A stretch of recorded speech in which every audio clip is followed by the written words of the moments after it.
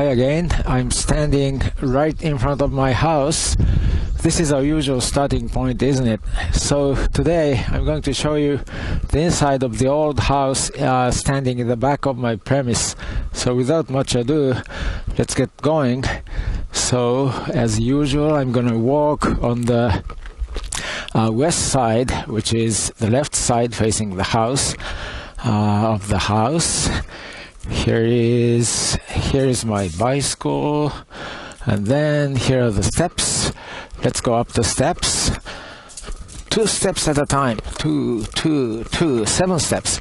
And here it is. This is the old house. And as I keep telling you, this is about 140 to 150 years old. And I'm standing in front of the main front door. This main door is facing south, so I'm now facing north. I think I told you before, the door here, this main door it doesn't look like it, but it's just about to disintegrate. And so I wouldn't dare to touch it. So what I'm going to do is, I'm going to head east and then head north. In other words, I'm going to go around the house and enter the house through the back door.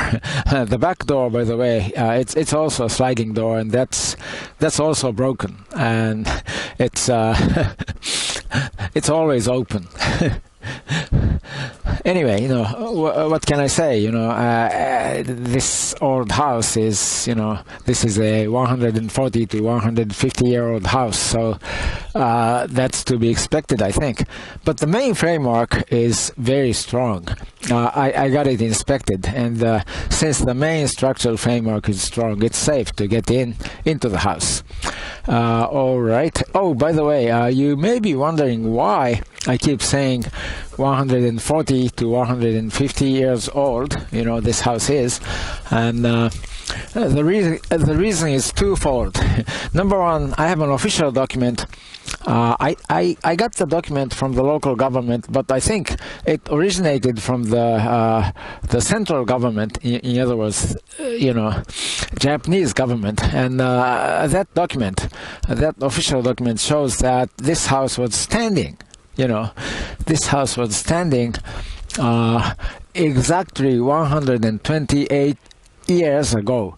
It doesn't say it was built then. It looks like it's older than that, and that's the first reason. And the second reason is the family members and the relatives, family members and some relatives of the previous owner of this house. It's a he. He's dead now, but they say, most of them say this house is about 150 years old. And a couple of them said 140. So, being a scientist, I want to be precise, exact. I want to be accurate. So, I keep saying 140 to 150-year-old house. I keep calling it that. All right. So, let's get going. I'm going to turn right. I'm heading east, and I'm going to turn left here and head north. Oh, by the way, let me step back just a bit. And can you see these shelves? This one, lower shelf, and the upper shelf. Can you see it? Upper shelf and lower shelf. And these shelves, they are built along the outside wall of the house. And this is a typical structure for a farmer's house in Japan. They keep like wood poles and nets and other farming tools here. This way they don't want to get back into the house to get whatever is necessary for the agricultural work activities. And so this is also about to decay, I guess, withering, right? Yeah. rain and wind and stuff like that. But it's still usable, so I'm going to put it to good use. Now, I'm going to turn left, head north. I'm heading north. The path is much easier to walk on now because I cleared some junk from the path. Now I'm gonna turn left. Now I'm heading west, and here it is. This is the back entrance of the house. Here we go.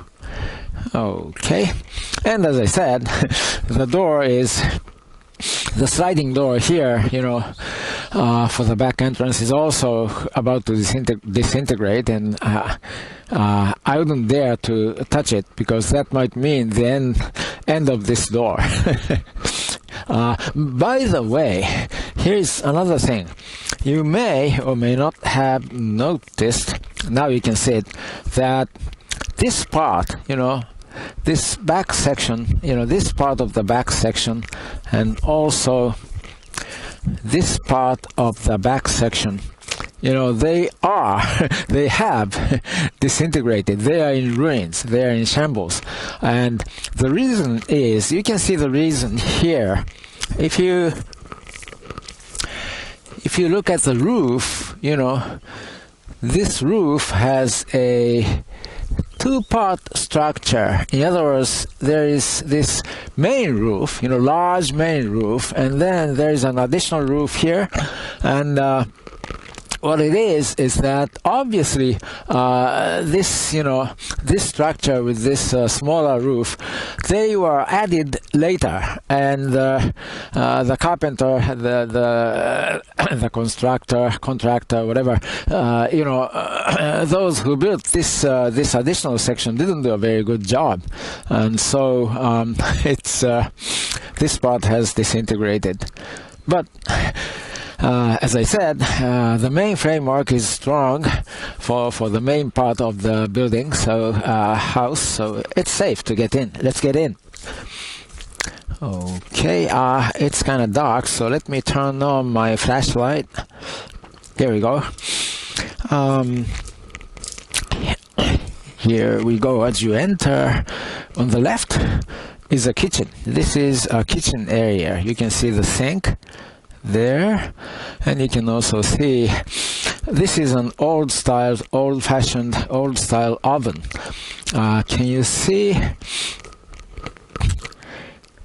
these holes here? 1, 2, and 3 holes, holes, and these holes are used for cooking. What they do is, in the bottom of the hole, can you see it? Here's the bottom. They put pieces of wood or charcoal and stuff, and they burn them. And this hem, this edge of the hole, it is made to hold a specially made pot, in place. And so they cook their meals like that. Okay, and I think I can still use it. It looks like it's still usable, except that the chimney is gone.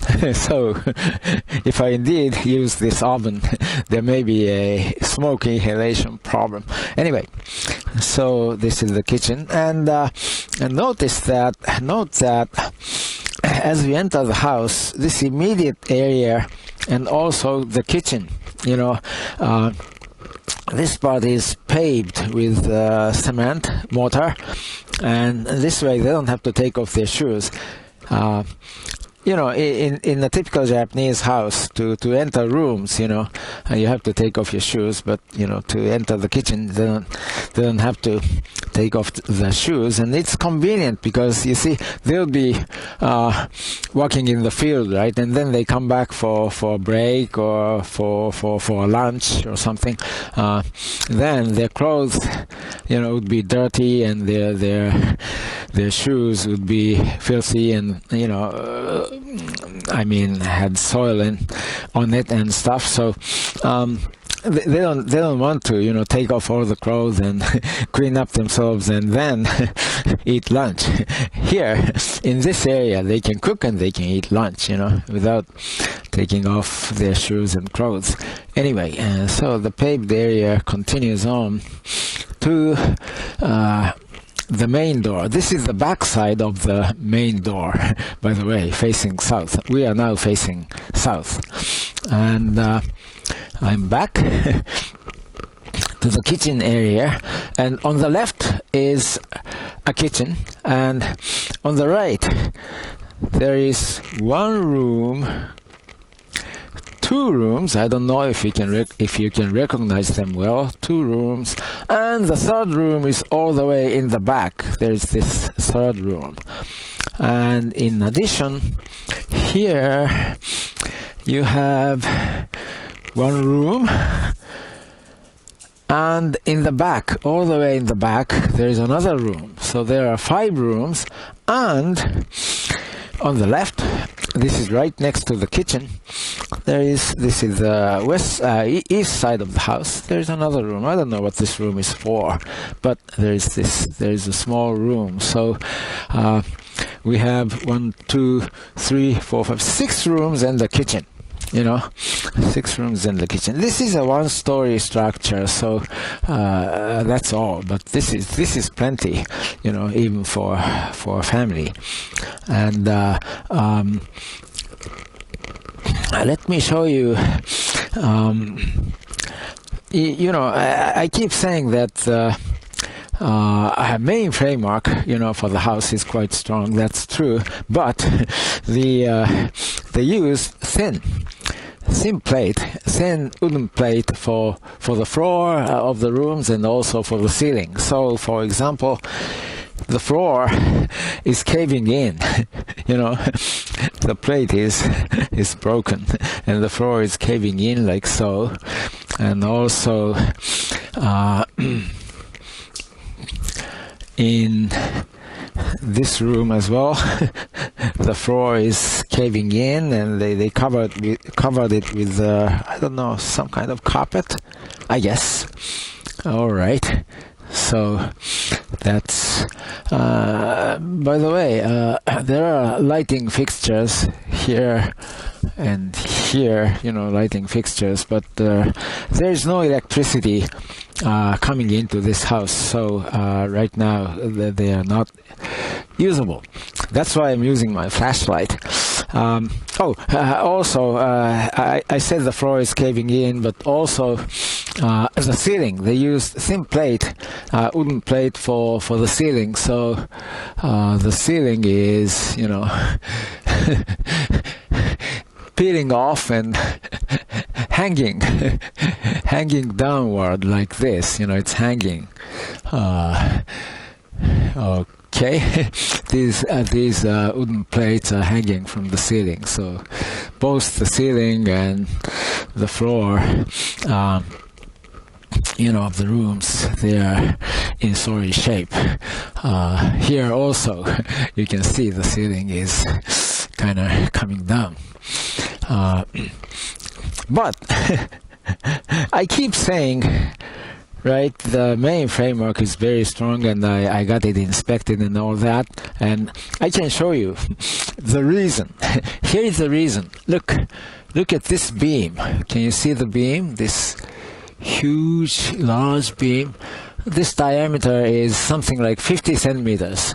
So what they did was they cut a big tree and peeled off the skin and used the entire tree as the beam. So, this is very strong. Here is another strong beam here, and another strong beam here, and so on. So, because of these beams, the main framework of the house is quite strong. In addition, they also use much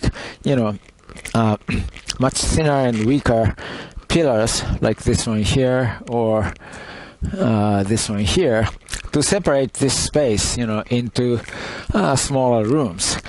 Like this one separates the rest of the kitchen from the rest of the area. And I just noticed this weak, thin pillar is actually leaning, leaning to the left, just like the leaning tower of Pisa. Is it Pisa? In Italy, right? But this is not the part of the main structure, so I'm fine. And okay, this house has survived many earthquakes. Okay, okay, let's see. So yeah, I'm gonna have to, since the structure is so strong, I'm gonna have to. Here's another big beam here. You see, I like to put this old house into good use. Well, at least I can use it as a large warehouse, but if I put the hole, a large hole through the roof, I may be able to use this space to keep some small animals or some insects which do not like sunlight. Okay, some crickets are like that. Okay, that's enough, I think. So let's go out through this open door, which is fine because I'm not keeping any variables in this space. I have recyclable cardboard. That's about it. All right, so let's get out and turn off the flashlight. Whoop. Here we go. Ooh, there's so much light outside and it feels so good. It does feel like we've just come out of a cave, doesn't it? Okay, so this is a good point to stop. So I'm gonna sign off here. So see you until next time. Bye until next time. Bye bye.